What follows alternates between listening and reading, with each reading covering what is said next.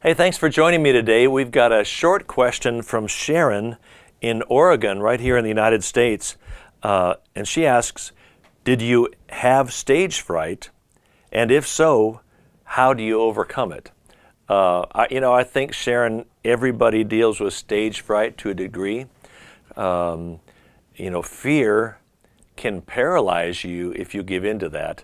The fact that I'm doing what I'm doing today is really a miracle, because I was so afraid of standing in front of people. I couldn't even give a speech in my speech class at university in front of 15 people.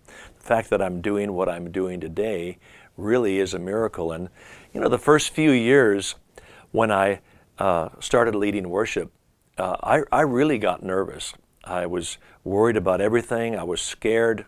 If I looked out in the audience and saw somebody with a scowl on their face, I got scared, and just all these things bothered me.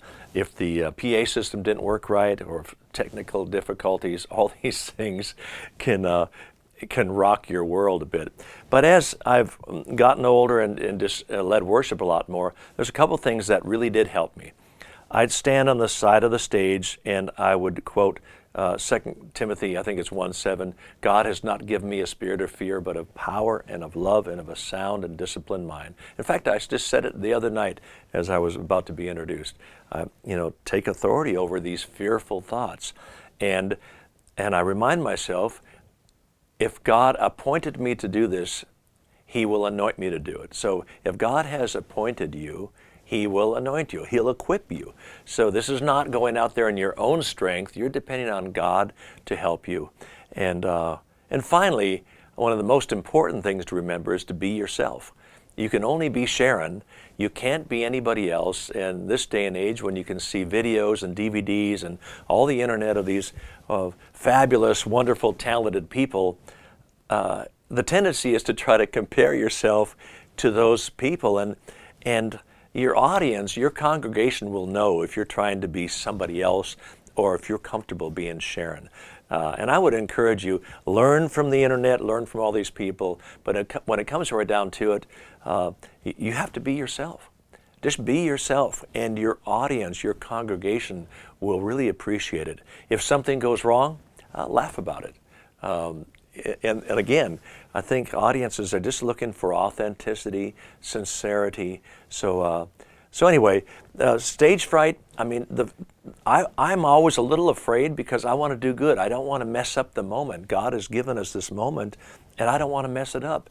So I'm always geared up. There will always be this little sense of anticipation, what's going to happen. But don't give in to it and let it become a paralyzing fear in your life. So stand by the side of the stage, walk out and say, if God has appointed me, He'll anoint me to do this. God has not given me a spirit of fear, but of power and love and a sound, disciplined mind.